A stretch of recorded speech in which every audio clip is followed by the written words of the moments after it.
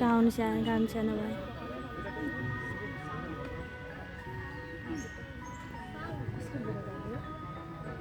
সিধা বাৰে তেও বিনছেন স্বকীয় ৰূপ লৈ বহাগনো আহে কলৈ ব্ৰহ্মপুত্ৰৰ দুয়ো পাৰলৈ নহয় জানো এই ব্ৰহ্মপুত্ৰৰ মহান ঐতিহ্যই বা কি মহাবাহু ব্ৰহ্মপুত্ৰ মহামিলনৰ তীৰ্থ কত যুগ ধৰি আহিছে প্ৰকাশী সমন্বয়ৰ অৰ্থ সংস্কৃতি হৈছে এটা জাতিৰ স্বাভিমান এখন সমাজৰ আবেগ সৌন্দৰ্য গৌৰৱ সীমাৰ পৰিধি নামানি এখন নদীৰ দৰেই বৈ যায় কৃষ্টি সংস্কৃতি আৰু এই মহাবাহু ব্ৰহ্মপুত্ৰৰ দুয়ো পাৰতে গঢ় লৈ উঠিছিল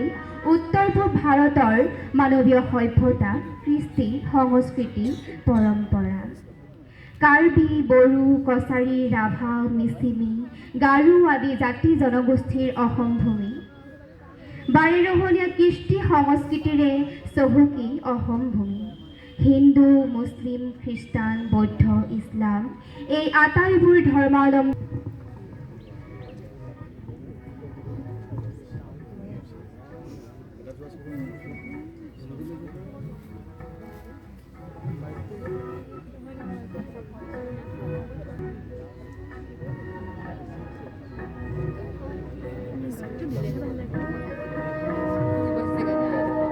স্বকীয় ৰূপ লৈ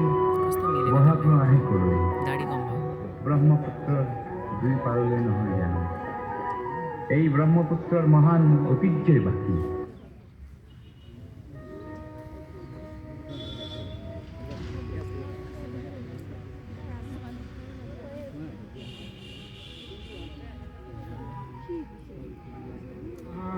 বাহু ব্ৰহ্মপুত্ৰ মহামিলনৰ তীৰ্থ কত যুগ ধৰি আহিছে প্ৰকাশী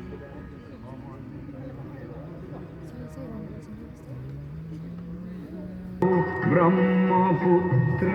মহামিলনৰ তীৰ্থ কত যুগ ধৰি আহিছে প্ৰকাশী সমন্বয়ৰ অৰ্থ মহাবাহু ব্ৰহ্মপুত্ৰ মহামিলনৰ তীৰ্থ কত যুগ ধৰি আহিছে প্ৰকাশী সমন্বয়ৰ অৰ্থ মহাবাহু ব্ৰহ্মপুত্ৰ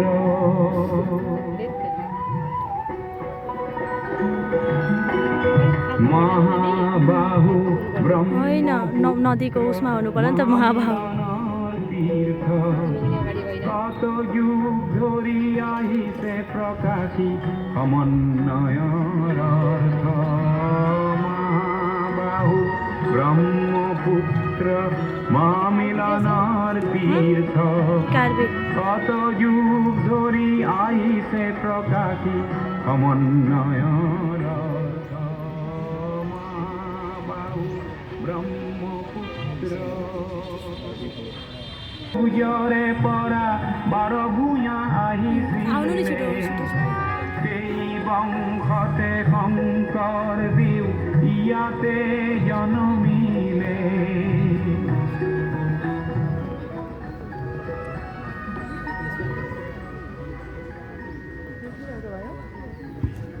शंकरदेव যদা যদা হি ধৰ্মস্য গ্লানিৰ্ভৱতি ভাৰত অভ্যুত্থাनं ধৰ্মস্য তদাত্মাनं সৃজন্মঃ পৰিত্ৰাণায় সাধনাং বিনাশায় চ দুষ্কৃতম ধৰ্ম সংস্থাপনাৰ্থায় সম্ভৱামি যুগে যুগে যেতিয়া ধৰ্ম লুপ্তপ্ৰায় হয় অধৰ্মীৰ অত্যাচাৰ অসহনীয় হয় তেতিয়াই নিৰাকাৰ ব্ৰহ্ম শ্ৰীনাৰায়ণ ভগৱন্তই নিজ মায়াক আশ্ৰয় কৰি অংশ কলা বিভূতি স্বৰূপে দেশ কাল পাত্ৰ চাই একোটি অৱতাৰ ধৰি ধাৰ্মিকক ৰক্ষা কৰি সময় উপযোগী ধৰ্মপথ দেখুৱাই থৈ যায় যেনেদৰে ৰাৱণৰ অত্যাচাৰ নিবাৰণৰ নিমিত্তে ৰাম অৱতাৰ হিৰণ্যাক্ষৰ নিমিত্তে হৰি অৱতাৰ কংসৰ নিমিত্তে কৃষ্ণৰ অৱতাৰ হয় এইদৰেই ভণ্ডামী ব্যভিচাৰৰ বিৰুদ্ধে প্ৰদৰ্শন কৰিবলৈ আগবাঢ়িছে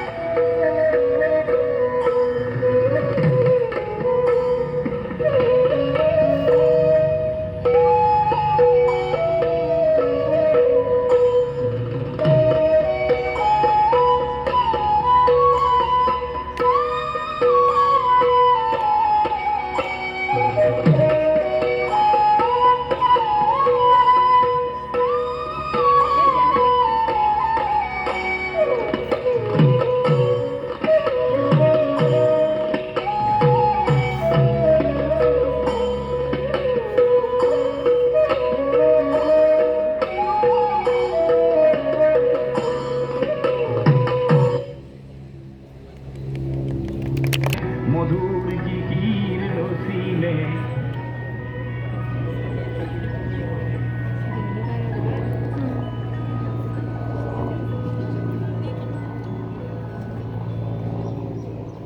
অসমীয়া সংস্কৃতিৰ পথাৰত জিকিৰ জাৰিসমূহৰ অনবদ্য অৱদানে সাহিত্য সংস্কৃতি সমৃদ্ধিশালী কৰি তোলাৰ উপৰিও হিন্দু মুছলমানৰ সম্প্ৰীতিৰ এনাজৰীডালো কটকটীয়া কৰি তুলিছে। অসমীয়া সমাজত সম্প্ৰীতিৰ বাৰ্তা বজাই ৰখা ভাষা আৰু যদি কৰা দৰিয়াৰ পাৰ দিলোহাৰে আহি হস্তি পুথি আঁকিলে হস্তি বিদ্যাৰ নবাক ৰাজস্থানৰ দুগৰাকী শিল্পী ইতিহাসত লেখত ল'বলগীয়া চিত্ৰকলা নিৰ্মাতা। সেই চিত্ৰবোৰ মোগল শৈলীৰ চিত্ৰকলাৰ সৈতে স্থানীয় অসমীয়া শিল্পৰ সুন্দৰ মিশ্ৰণৰ এটা ভাল উদাহৰণ। হস্তি বিদ্যানৱক বিজ্ঞান সম্পৰ্কীয় আটাইতকৈ পুৰণি অসমীয়া গ্ৰন্থ বুলিও ক'ব পাৰি।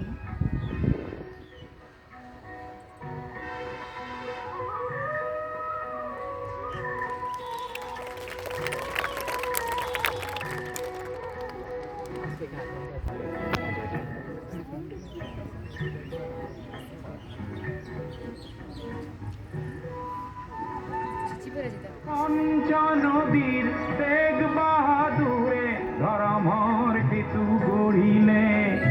সমন্বয়ৰ দেখুৱালে কত প্ৰকাশ স্বতঃস্ফূৰ্ত। তেগ বাহাদুৰ বিশ্ব ইতিহাসত ধৰ্ম তথা মানৱীয় প্ৰমূল্যবোধ আদৰ্শ সিদ্ধান্ত ৰক্ষাৰ বাবে প্ৰাণাহুতি দিয়াৰ ক্ষেত্ৰত গুৰু তেগ বাহাদুৰৰ স্থান অদ্বিতীয়। সামাজিক স্তৰত চলি থকা বিভিন্ন অন্ধবিশ্বাস কুসংস্কাৰৰ বিৰুদ্ধে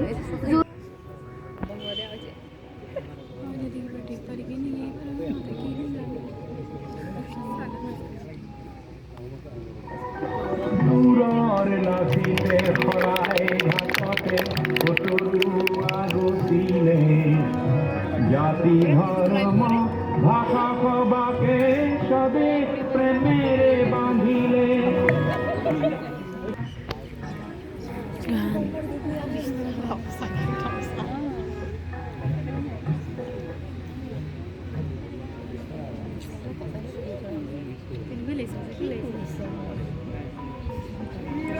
পুত্ৰ বিষ্ণু ৰাভায় মাটিৰ সৃষ্টি দিয়ালে সমন্বয়ৰ দেখুৱালে কত প্ৰকাশ স্বতঃস্ফূৰ্ত। হয় সকলোৰে এটি চিৰপৰিচিত নাম।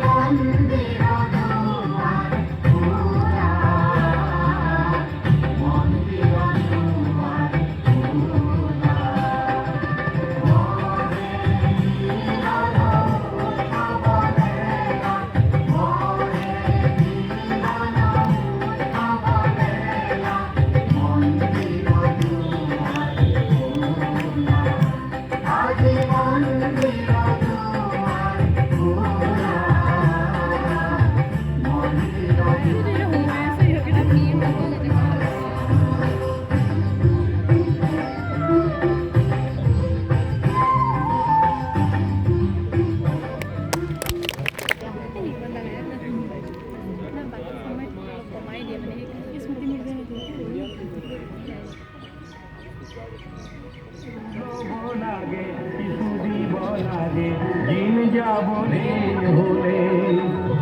মিলিব লাগে মিলাব লাগে রবীন্দ্রনাথের বলে। কবিগুৰু বিশ্বকবি গুৰু যদি কেউ কথা না কয় ওরে ওরে মাখানা, কেউ কথা না কয় যদি সবাই থাকে মুখ ফেরায় সবাই করে ভয়, যদি সবাই থাকে মুখ ফেরায় সবাই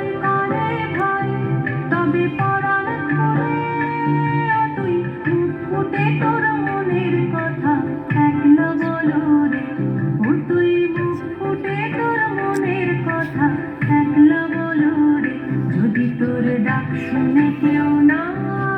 আসে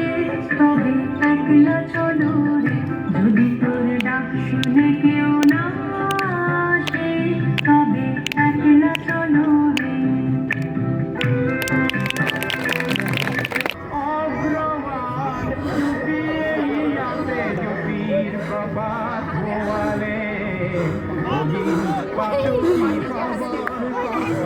জ্যোতিরে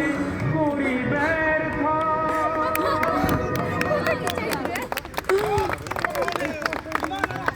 জ্যোতি মানে পোহৰ সঁচাকৈ আগৰলৈ আমাৰ এই চিৰোজ্জ্বল পোহৰ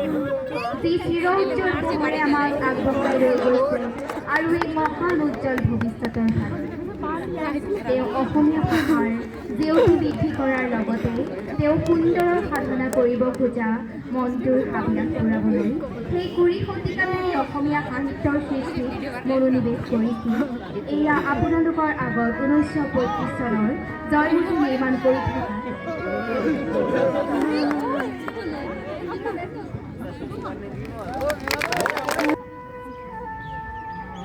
বাহু ব্ৰহ্মপুত্ৰ মহামিলন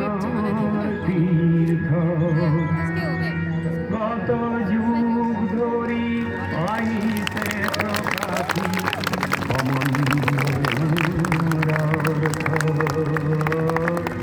মহাবাহু ব্ৰহ্মপুত্ৰ